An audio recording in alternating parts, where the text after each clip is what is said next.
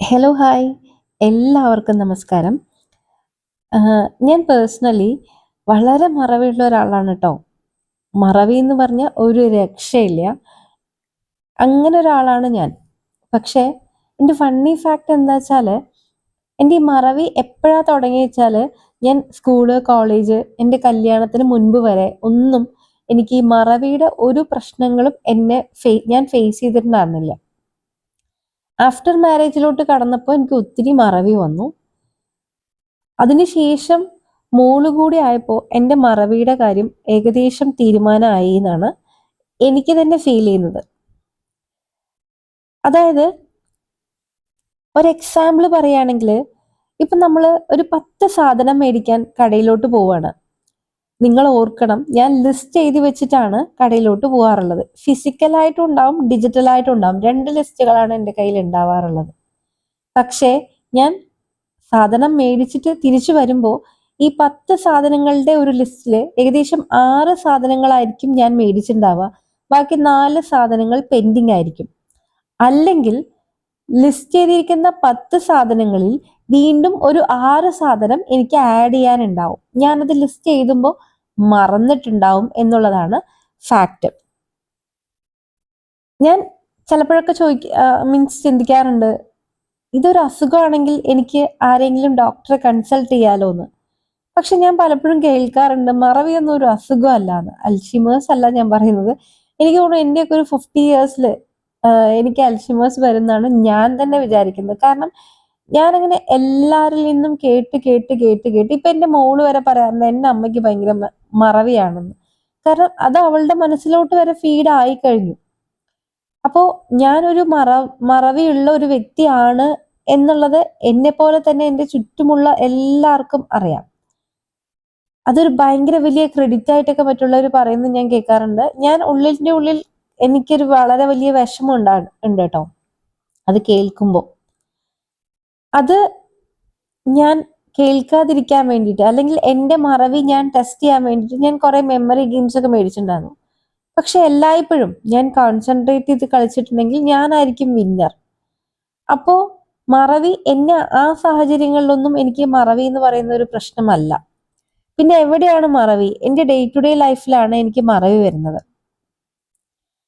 ഇപ്പൊ ഞാൻ പറഞ്ഞ പോലെ സാധനങ്ങൾ മേടിക്കാൻ പോകുന്ന സമയത്താണ് കൂടുതലായിട്ടും എനിക്ക് മറവി വരുന്നത്. ഒരു യാത്ര ചെയ്യുമ്പോൾ ഞാൻ എടുത്തു വെക്കുന്ന സാധനങ്ങളുടെ കൂട്ടത്തിൽ പല സാധനങ്ങളും മിസ്സിംഗ് ആയിരിക്കും.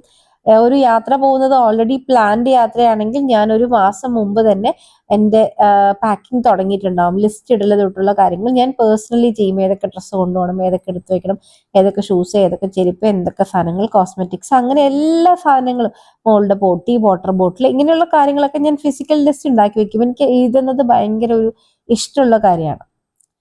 അങ്ങനെ എഴുതി വെച്ചാൽ പോലും ഞാൻ മറക്കും. പക്ഷേ മീൻവൈൽ അത് ആരെങ്കിലും ഓർമ്മിക്കുമല്ലോ നമ്മളുടെ അടുത്ത്. നീ ഇപ്പോ ഡയപ്പർ എടുത്തോ എന്ന് ചോദിക്കുമ്പോൾ അയ്യോ ഞാൻ ഡയപ്പർ എടുത്തിട്ടില്ല എന്ന് പറയും. അവിടം തൊട്ട് തുടങ്ങും എൻ്റെ യാത്രയുടെ എല്ലാ മനോഹാരിതയും. കാരണം അവിടം തൊട്ടും എനിക്ക് നെഗറ്റീവ്സ് ഇങ്ങനെ കേൾക്കേണ്ടി വരും. എല്ലാ യാത്ര ഇങ്ങനെയാണല്ലോ, കുറെ കാലമായല്ലോ, മുമ്പേ തുടങ്ങിയതല്ലേ പാക്കിങ്, എന്നിട്ടും എന്തായി എന്ന്. പക്ഷെ ചില ആൾക്കാരുണ്ട് കേട്ടോ. ഞാൻ ഒരു വീഡിയോയില്, പേർലിമാനിയുടെ ഒരു വീഡിയോയിൽ പറഞ്ഞു, എനിക്ക് മോംസ് മെമ്മറി ആണെന്നോ മോംസ് ബ്രെയിൻ ആണെന്നോ എന്തോ പറഞ്ഞു. അതായത് മോംസ് ബ്രെയിൻ എന്ന് പറഞ്ഞു കഴിഞ്ഞാൽ കുറെ കാര്യങ്ങൾ ചെയ്യുന്നതുകൊണ്ട് കുറെ നമ്മുടെ കാര്യങ്ങൾ വിട്ടുപോവുക എന്നുള്ളതിനെയാണ് ഈ മോംസ് ബ്രെയിൻ എന്ന് പറയുന്നത്. അത്രേ എനിക്ക് അറിയില്ലായിരുന്നു. ഞാൻ ആ വീഡിയോ കണ്ട ശേഷം ഞാൻ കുറെ പേരോട് അത് ആർഗ്യൂ ചെയ്തിട്ടുണ്ടായിരുന്നു. എനിക്ക് മോംസ് ബ്രെയിൻ ആണെന്ന് ഞാൻ ആർഗ്യൂ ചെയ്തിട്ടുണ്ടായിരുന്നു. അൾട്ടിമേറ്റ്ലി ഞാൻ പറഞ്ഞു വരുന്നത് എന്താ വെച്ചാല്, എന്നെ പോലെ ഞാൻ പറയുന്നു, ഞാനിപ്പോ ഗ്യാസ് സ്റ്റൗ ഓഫ് ചെയ്തിട്ടുണ്ടെങ്കിൽ ഞാൻ ഇറങ്ങിക്കഴിഞ്ഞ ശേഷം എനിക്ക് ആരെങ്കിലും എന്നോട് ചോദിച്ചാൽ ഓഫ് ചെയ്തോ എന്ന് ചോദിച്ചാൽ എനിക്ക് കൺഫ്യൂഷൻ ആണ്, അയ്യോ ഞാൻ ഓഫ് ചെയ്തോ എന്ന്. ഇതിന്റെ അൾട്ടിമേറ്റ് ആയിട്ടുള്ള സോഴ്സ് എന്ന് പറയുന്നത്, നിങ്ങൾക്ക് നിങ്ങളുടെ വീട്ടിലായിരുന്ന സമയത്ത് നിങ്ങൾക്ക് മറവിയില്ല.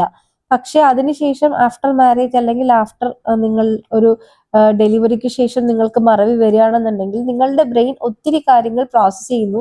അതുവരെക്കും നിങ്ങളുടെ കാര്യങ്ങൾ ഇങ്ങനെ റെസ്പോൺസിബിലിറ്റീസ് ഒന്നും എടുക്കുന്നില്ല. നിങ്ങളുടെ കാര്യങ്ങൾ നോക്കുക, വീട്ടിലെ കുറച്ച് കാര്യങ്ങൾ നോക്കുക, ഇങ്ങനെയൊക്കെ ആയിരുന്ന ബ്രെയിൻ ഒരുപാട് കാര്യങ്ങൾ ഏറ്റെടുക്കുമ്പോഴാണ് നിങ്ങൾക്ക് ഇങ്ങനെ മെമ്മറി ഇഷ്യൂസ് വരുന്നത്.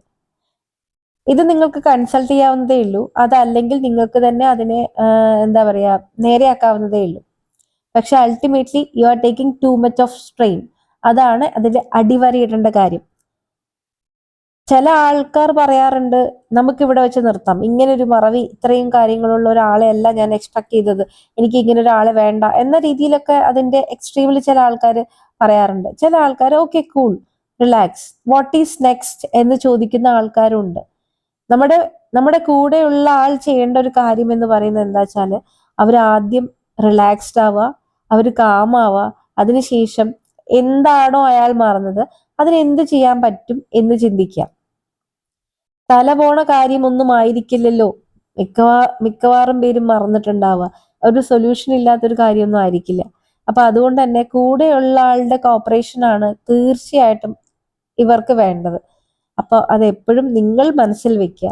നിങ്ങളുടെ പാർട്ട്ണർക്കാണ് അത് എക്സ് ഓർ വൈ. ഇപ്പോൾ ഫീമെയിൽ ആണ് മറന്നെങ്കിൽ മെയിൽ സപ്പോർട്ട് ചെയ്യുക, മെയിലാണ് മറന്നെങ്കിൽ ഫീമെയിൽ സപ്പോർട്ട് ചെയ്യുക.